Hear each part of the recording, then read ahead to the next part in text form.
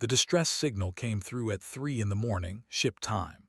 Lieutenant Danny Cole was already awake, sitting in the mess hall with a cup of cold coffee, when the alarm started blaring through the corridors of the Starward Hope. He was on his feet before the captain's voice came over the speakers, calling all hands to stations. Danny ran to the bridge, his boots loud against the metal floor. Captain Laura stood at the center console, her face lit by the glow of a dozen screens. She was a tall woman with gray streaks in her dark hair and the kind of calm that only came from 20 years in deep space. "What do we have?" Danny asked. "Small transport ship, unknown origin. It is burning," pointed at the main screen where a vessel drifted against the black. Flames poured from its hull, bright orange and impossible in the vacuum of space. The fire should not have been able to burn out there, but it did. It wrapped around the ship like a living thing. "Any life signs?" Danny moved to the sensor station and looked over the shoulder of the technician there. "One faint, getting weaker." Danny turned to the captain. "I am going." Shook her head. "That ship is falling apart. The fire is not behaving like normal fire. We do not know what we are dealing with. There is someone alive in there." "Danny, listen to me. That vessel is from deep space. This could be a trap. This could be a weapon. We have no idea what kind of technology is keeping that fire burning in vacuum."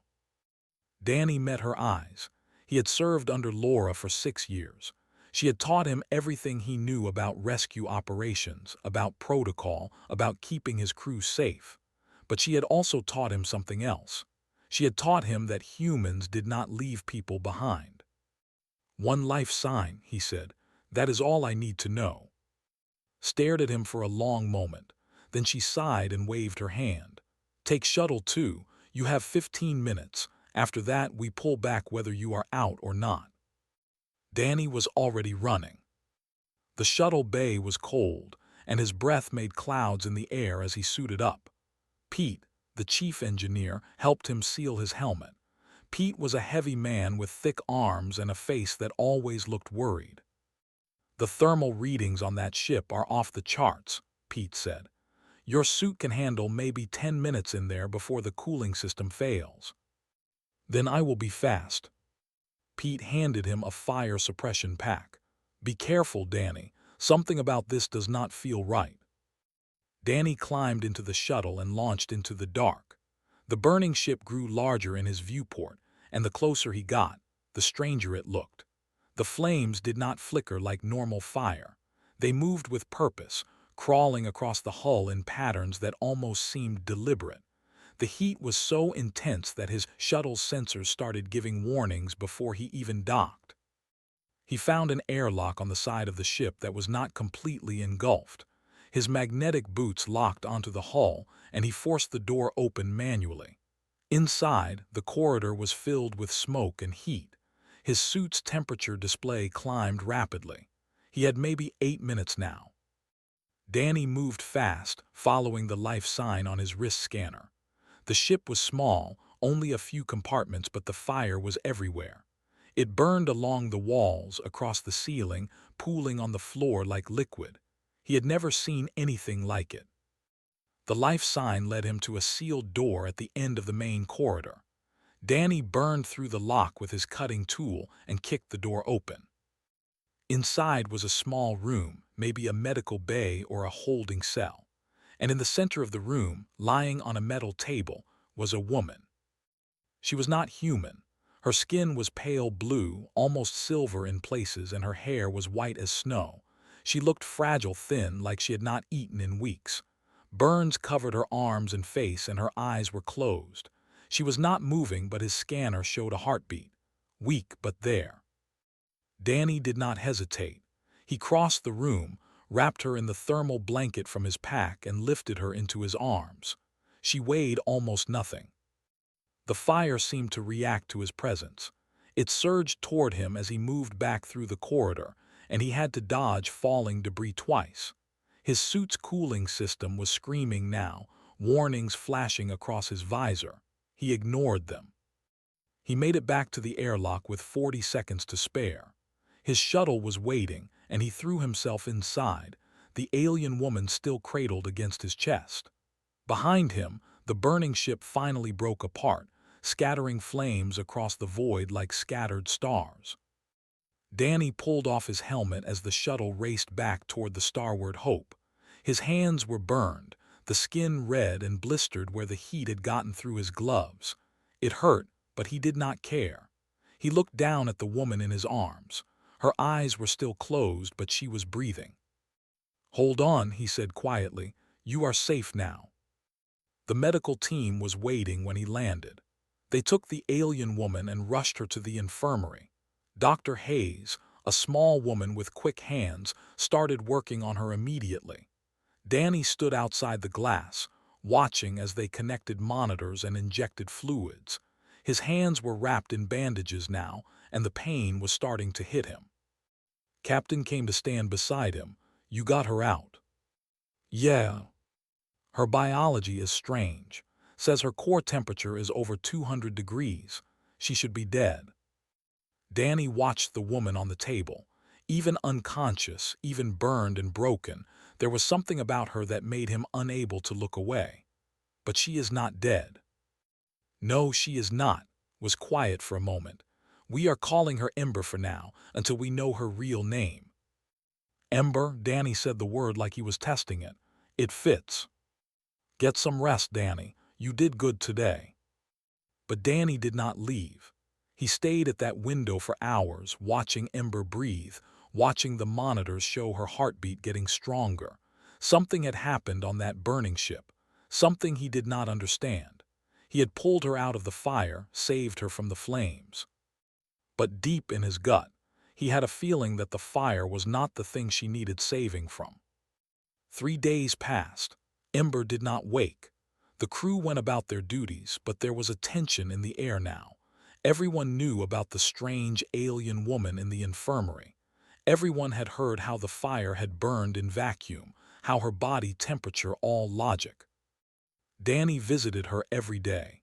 He did not know why. He just felt like he needed to be there, needed to let her know that someone was watching over her. His hands were healing, the burns fatting to pink scars. But every time he looked at them, he thought of her. On the third night, he was sitting beside her bed when her eyes opened.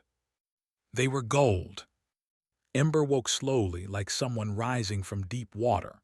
Her golden eyes moved around the room, taking in the white walls, the humming machines, the soft lights above her bed. Fear crossed her face when she saw where she was, and she tried to sit up. But her body was too weak, and she fell back against the pillow. Danny leaned forward. Hey, it is okay. You are safe." She turned her head toward his voice. Her eyes focused on him, and something changed in her expression. The fear did not go away, but it softened. She opened her mouth and spoke in a language he did not understand. Her voice was rough, like she had not used it in a long time. "I do not understand," Danny said gently. "Do you speak Galactic Common?"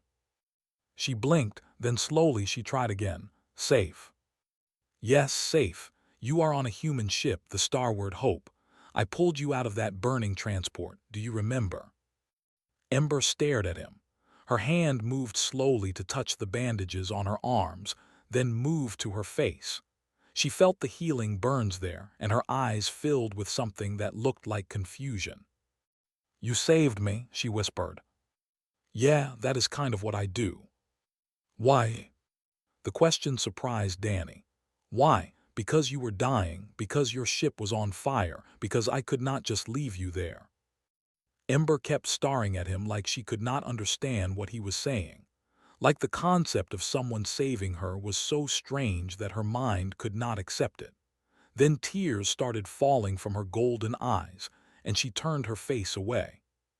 "Thank you," she said. "Thank you." Dr. Hayes came in a few minutes later and asked Danny to step outside while she examined the patient. He waited in the corridor, his back against the wall, thinking about the way Ember had looked at him, like he was the first person in a long time who had shown her any kindness. Came out after 20 minutes, she was frowning. "How is she?" Danny asked. "Stable, getting stronger, but her biology makes no sense. Her internal temperature is still nearly double what it should be for any known species. Her blood has compounds in it that I have never seen before. And there is something else. What? Looked uncomfortable. She does not eat. I have offered her food, water, everything we have. She refuses all of it, but she is not losing weight. She is not getting weaker. If anything, she is getting stronger. Danny did not know what to say to that. Over the next few days, Ember started talking more. Her galactic common improved quickly, like she was remembering a language she had once known. She told Danny that her name meant something like last light in her native tongue. She told him she came from a world that had been destroyed long ago. She said she was a refugee fleeing persecution from an empire called the Dominion. "They hate my kind," she said one evening, sitting up in her bed while Danny sat in the chair beside her. "They fear what we are. They hunted us across the stars until there was no one left but me."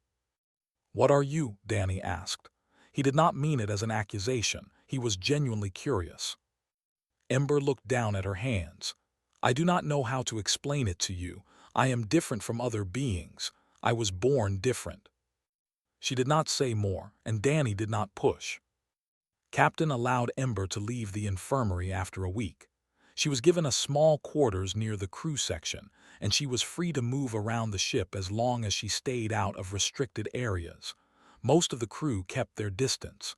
They were polite but wary. Ember did not seem to mind. She spent most of her time alone or with Danny. Strange things started happening. The first incident was a power surge in Section 4. The lights flickered for nearly an hour before Pete could figure out what was wrong. He found nothing. No damaged wires, no faulty connections. The system just overloaded for no reason. The second incident was worse. A fire broke out in Storage Room 6. It was small, contained quickly, but the flames were strange. They burned blue at the edges, and they left marks on the wall that looked almost like handprints. Grace Palmer, the ship's security officer, started asking questions. Grace was a sharp woman with short hair and suspicious eyes. She had never trusted Ember, and now she had reasons to voice her concerns. "The incident started right after she came aboard," Grace said during a staff meeting. "The power surges, the strange fire. Her quarters register temperatures 20 degrees higher than anywhere else on the ship. Something is wrong with her."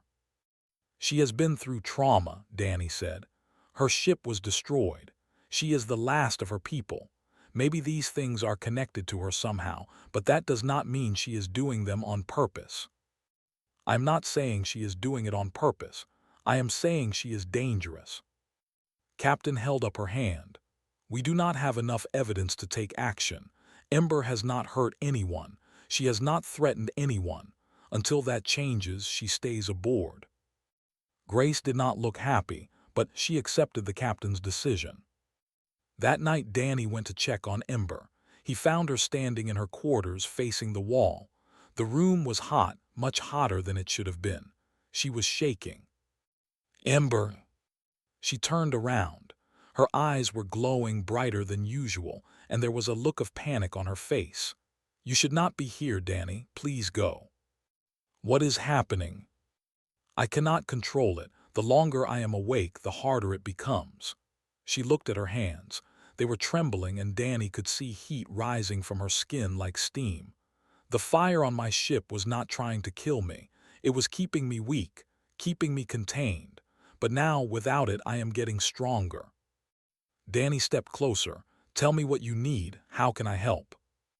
Ember stared at him with those golden eyes. "You cannot help me. No one can. If I stay on this ship, I will hurt someone. I will hurt everyone." "Then tell me what you are. Tell me the truth." She was silent for a long moment. Then she walked to the viewport and looked out at the stars. "I am not like other beings," she said quietly. "I was born in the heart of a dying star. My people were made of light and heat. We were fire given form. They called us monsters. They said we were too dangerous to exist, so they hunted us. They captured us. They built ships that burned forever, ships designed to contain us in our weakest form. She turned back to him. That transport you pulled me from was not a refugee vessel. It was a prison. The fire was my cage, and you broke me out of it. Danny felt cold despite the heat in the room. You are made of fire. I am made of what stars are made of, and without the flames to weaken me, I am becoming what I truly am again. Ember's voice cracked. I did not want to deceive you. You saved my life. You showed me kindness when no one else ever has. But I am afraid of what I will become. I am afraid I will destroy everything. Before Danny could respond, the ship shook. Alarms started blaring, and somewhere in the distance he heard the sound of fire. The cargo bay was burning. The cargo bay was filled with smoke when Danny arrived. Crew members ran past him with extinguishers, shouting orders and warnings. The fire was spreading fast, climbing the walls and eating through storage containers. The heat was intense, and Danny had to shield his face as he pushed deeper into the chaos. Captain was there directing the firefighting efforts. Her face was covered in sweat and soot. Get the suppression foam on that far wall. Do not let it reach the fuel cells. Danny grabbed an extinguisher and joined the fight. For 10 minutes they battled the flames, but every time they put out one section, another would ignite. The fire moved like it had a mind of its own, jumping from place to place, refusing to die. Then Grace Palmer's voice cut through the noise. There, look there. Danny turned, and he saw Ember. She was standing in the middle of the flames. The fire swirled around her like a living cloak, touching her skin without burning it. Her eyes were closed and her arms were spread wide. She looked peaceful. She looked beautiful. She looked terrifying. Ember, Danny called out. Her eyes opened. They were not just golden anymore. They were molten, glowing like twin suns. She saw him, and the peace on her face shattered into something like shame. Danny, I could not stop it. I tried to contain it, but it escaped. The fire pulled back suddenly, retreating toward Ember like water being sucked down a drain. Within seconds, the cargo bay was quiet. Smoke hung in the air and the walls were blackened, but the flames were gone. They had all gone into Ember, absorbed back into her body. Grace raised her weapon. Step away from her, Danny. Put that down, Grace. She is the one causing this. The power surges, the fires, all of it. She is not a refugee. She is a weapon. Ember did not move. She stood there with her glowing eyes fixed on the floor, her shoulders slumped like she was waiting for the worst. Like she had been through this before, on other ships, with other people who had tried to help her. Everyone calm down, Captain said. She walked forward slowly, putting herself between Grace and Ember. Nobody fires anything until we know what we are dealing with. We know exactly what we are dealing with, Grace said. I ran a scan after the first incident, cross-referenced it with old records. Her species is supposed to be extinct. They were wiped out because they were too dangerous to live. Ember flinched at the word dangerous. Danny looked at her. She finally raised her head. The glow in her eyes had dimmed, but it was still there, flickering like embers in a dying fire. Yes, that is what the called us. It means children of the flame. Tell them, Danny said. Tell them what you told me. Ember's voice was barely a whisper. My people were born from stellar energy. We were living fire, able to take physical form when we chose. For thousands of years, we lived peacefully among the stars.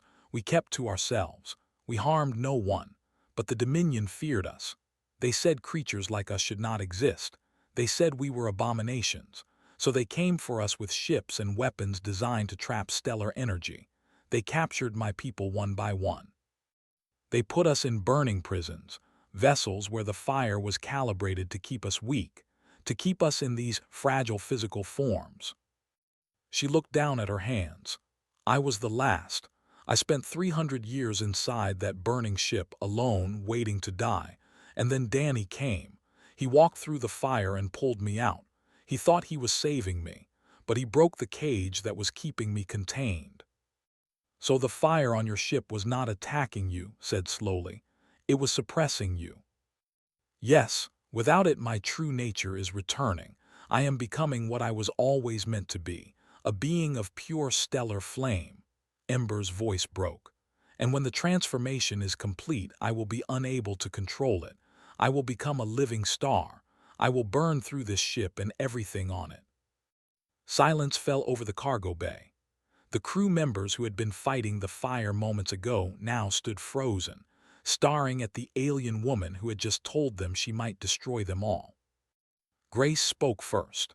Then we put her back in containment. We build another burning cage and we lock her inside until we can hand her over to someone equipped to deal with this.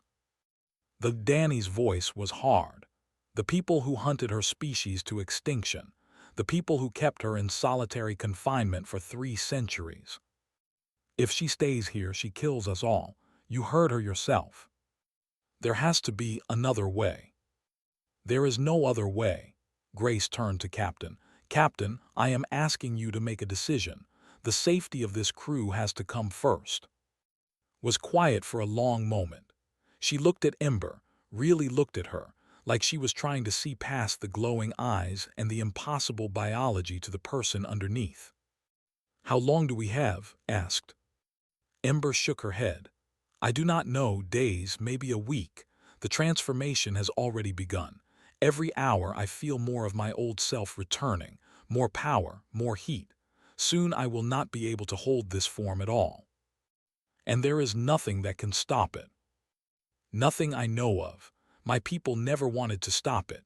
We were proud of what we were. We never imagined that anyone would see us as monsters. Danny stepped forward. Captain, give me time. Let me work with Pete. Maybe there is something we can do, some way to help her control the energy instead of suppress it. Danny, this is not a broken engine. This is a being made of stellar fire. We do not have the technology to deal with this. We do not know that. We have never tried. He looked at Ember. You said no one has ever tried to help you, that every species you encountered either you or hunted you. Well, humans are different.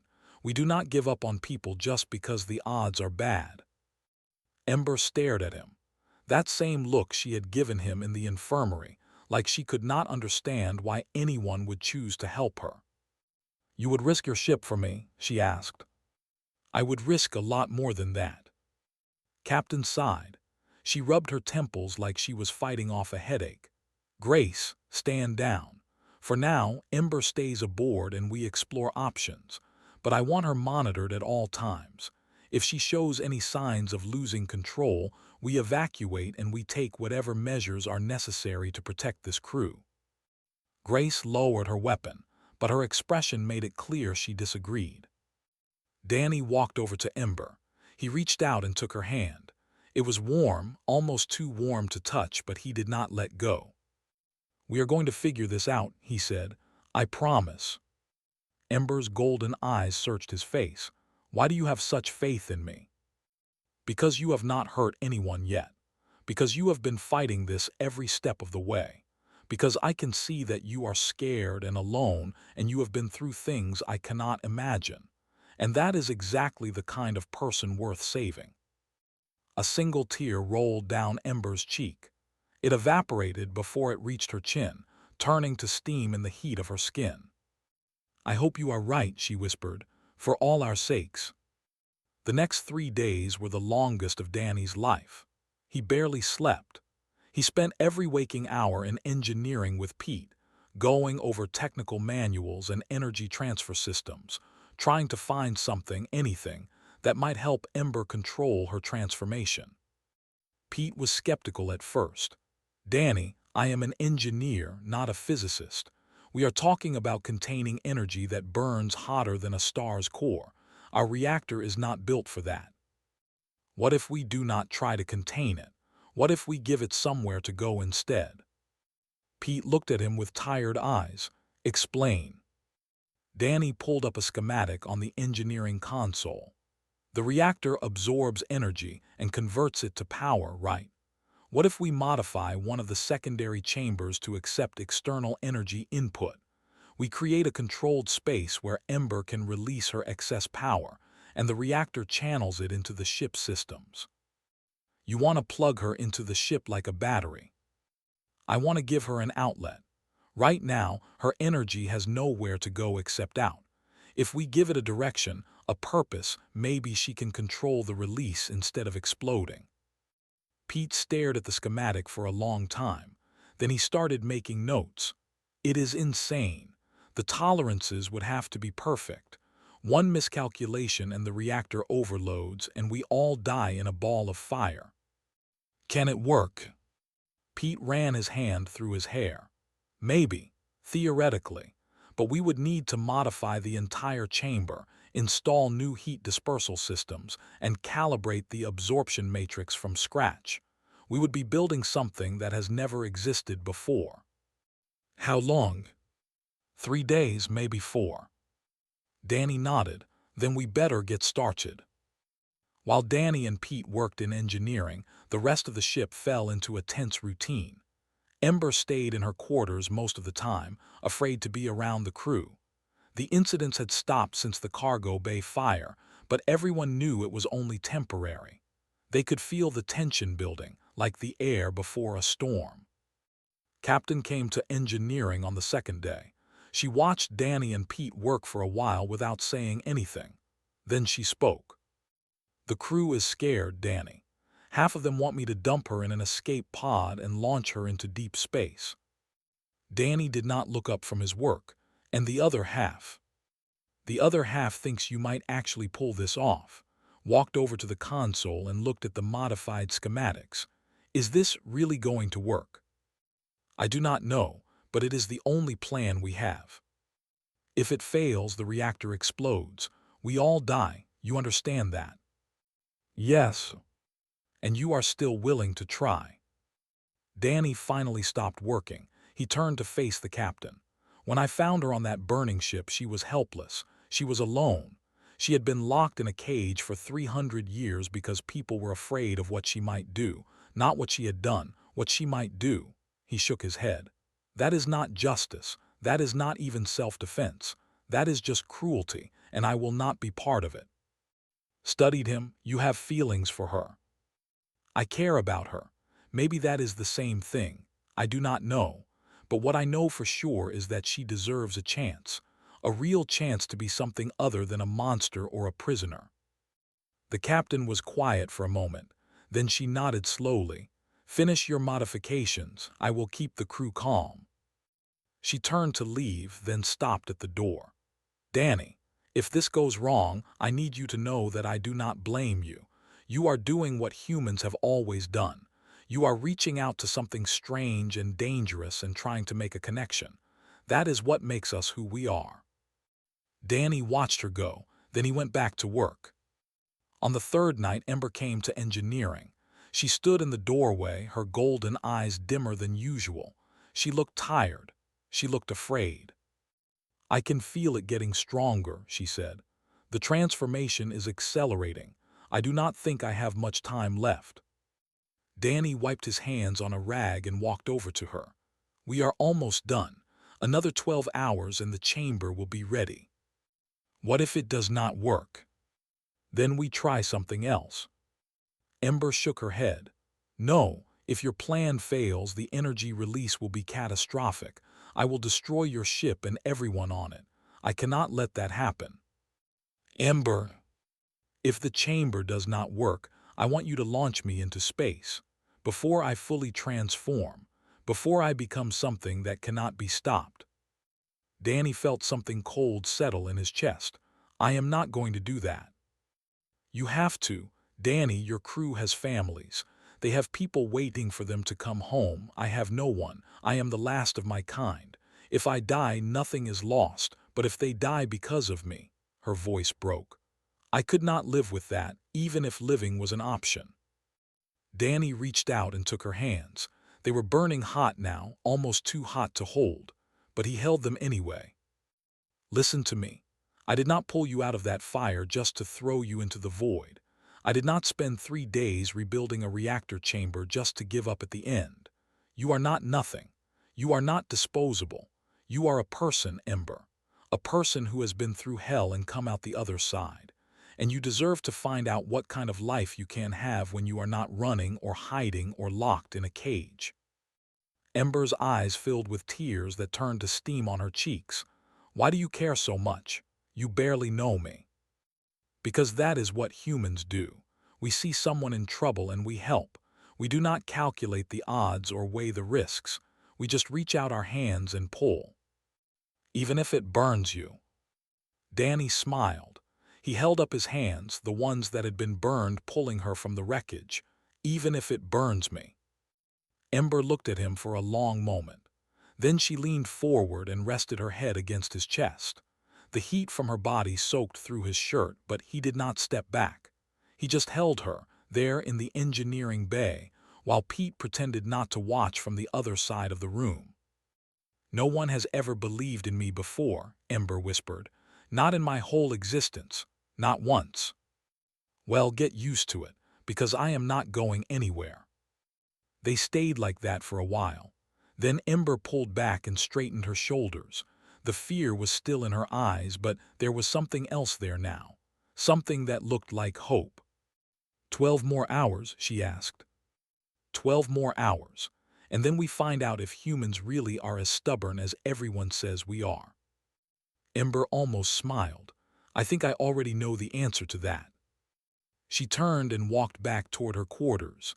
Danny watched her go, then turned back to his work. 12 hours. He had 12 hours to finish the impossible. But then again, impossible had never stopped a human before. He picked up his tools and got back to work. The chamber was ready at noon. It was not pretty. Cables ran across the floor like veins. The walls were reinforced with every heat-resistant material Pete could find on the ship. The absorption matrix hummed with energy, waiting to receive a power source unlike anything it had been designed for. Danny stood outside the chamber door with Ember. The rest of the crew had gathered in the corridor, some watching with hope, others with fear. Captain stood at the front, her face unreadable. Grace Palmer hung back, her hand resting on her sidearm like she expected everything to go wrong. How do you feel? Danny asked.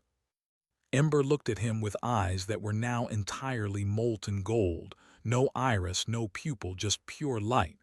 Like I am about to fly apart, like every cell in my body wants to become something else. She touched her chest. It hurts, Danny, but it is also beautiful. I can feel what I am supposed to be, what I was always meant to be. And you still want to try this.